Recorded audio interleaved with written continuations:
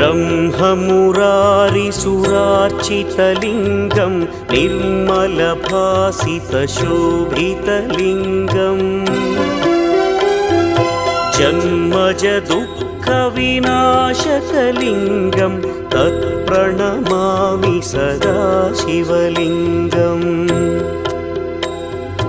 देवमुनिप्रवरार्चितलिङ्गं कामदहन करुणाकरलिङ्गम् रावणदर्पविनाशकलिङ्गं तत्प्रणमामि सदा शिवलिङ्गम्